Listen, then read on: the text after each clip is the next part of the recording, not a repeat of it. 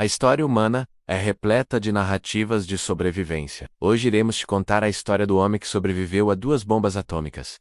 Você não vai acreditar. Então já se inscreva no canal para ficar sempre por dentro das histórias mais curiosas, baseadas em fatos reais. Já deixa o like que ajuda o YouTube a entender que você gosta do nosso conteúdo. E bora pra história. Tsutomu Yamaguchi. Sua vida, um testemunho vivo dos horrores da Segunda Guerra Mundial, transcende um mero relato histórico para se firmar como um milagre estatístico e um poderoso grito de advertência sobre a capacidade destrutiva da humanidade.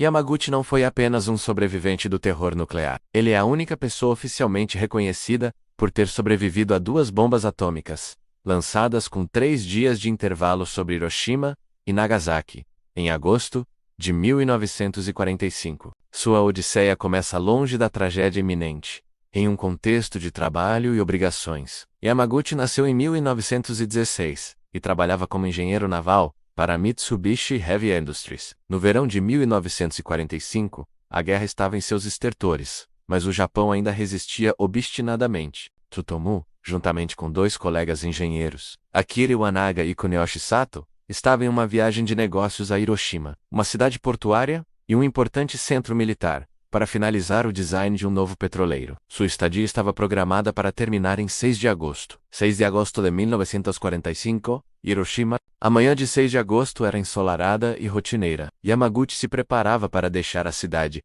e havia saído para fazer uma última inspeção em um estaleiro. Por volta das 8h15 ele caminhava perto do porto, a cerca de 3 quilômetros do centro da cidade, o que viria a ser o hipocentro da explosão. Ele se lembra de ter ouvido o zumbido de um avião solitário, o B-29 Enola Gay Menos, e de ter olhado para o céu. Foi nesse momento que viu algo caindo, seguido de um clarão que ele descreveria mais tarde como um brilho de magnésio azul-branco. O som veio depois, um rugido ensurdecedor, mas foi a luz, a onda de choque e o calor que o atingiram primeiro. A bomba atômica Little Boy explodiu no ar com uma força equivalente a 15 quilotons de TNT.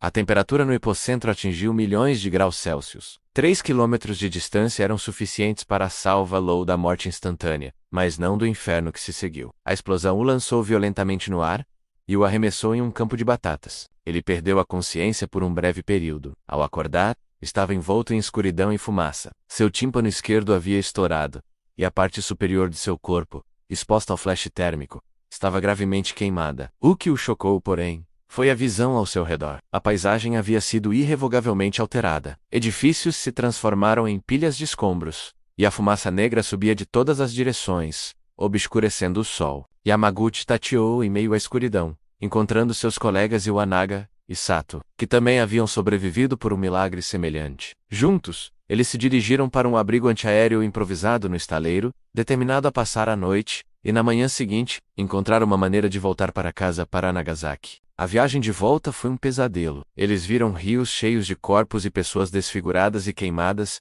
vagando em estado de choque. A cidade de Hiroshima, minutos antes vibrante, era agora um cemitério fumegante. Eles pegaram um trem, milagrosamente ainda operacional em parte da rota, e começaram sua jornada, carregando consigo ferimentos físicos e o trauma indescritível do que haviam testemunhado. 9 de agosto de 1945, a Nagasaki. Yamaguchi chegou a Nagasaki na manhã de 8 de agosto, exausto, queimado e ferido. Ele mancava até sua casa, onde sua esposa Isako e seu filho pequeno Katsutoshi ficaram horrorizados com sua aparência. Seu corpo estava coberto de bandagens improvisadas, e ele mal conseguia enxergar. Apesar do terror da experiência em Hiroshima, ele estava aliviado por estar em casa, seguro com sua família. Na manhã de 9 de agosto, ele se reportou ao escritório da Mitsubishi em Nagasaki para relatar sua missão e a catástrofe que presenciou. Ele tentava explicar ao seu diretor, que duvidava da escala da destruição, que uma única bomba havia aniquilado Hiroshima. O diretor o acusou de ser histérico e o questionou sobre como uma única bomba poderia causar tanto estrago. Exatamente às 11h02, enquanto Yamaguchi estava no meio da frase, a história se repetiu. Desta vez, a bomba atômica de plutônio Fetchman explodiu. Yamaguchi estava a cerca de 3 quilômetros do hipocentro o Vale de Urakami, quase a mesma distância que em Hiroshima.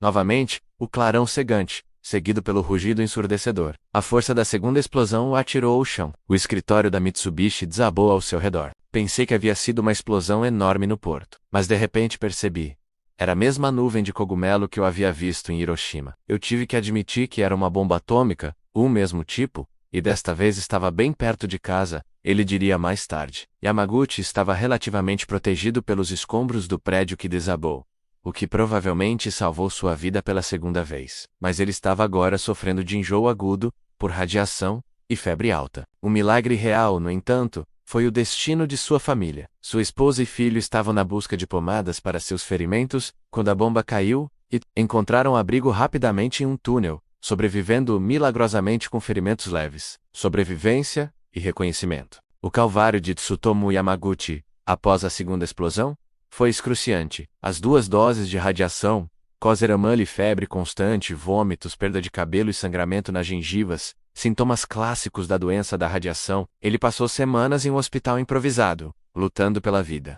Após a rendição do Japão e o fim da guerra, a vida de Yamaguchi, como a de todos os Hibakusha sobreviventes das bombas, foi uma batalha contínua contra a saúde frágil, o estigma social e o trauma psicológico. Ele conseguiu se recuperar o suficiente para voltar à sua carreira de engenheiro, mas as consequências da radiação permaneceram. Ele perdeu permanentemente a audição em um ouvido, sofreu de catarata, e teve que lidar com problemas de saúde ao longo de toda a sua vida. Curiosamente, Yamaguchi inicialmente manteve sua história em segredo. Como muitos Hibakusha, ele temia a discriminação e o medo de que a radiação pudesse ter contaminado sua família. No entanto, à medida que envelhecia, sentiu-se compelido a compartilhar sua experiência para promover a causa do desarmamento nuclear. Foi somente em 2009 que o governo japonês o reconheceu oficialmente como Neior Hibakusha, um sobrevivente duplo menos após sua persistência e o poder de seu testemunho. O governo emitiu um certificado que reconhecia não apenas sua presença em Nagasaki,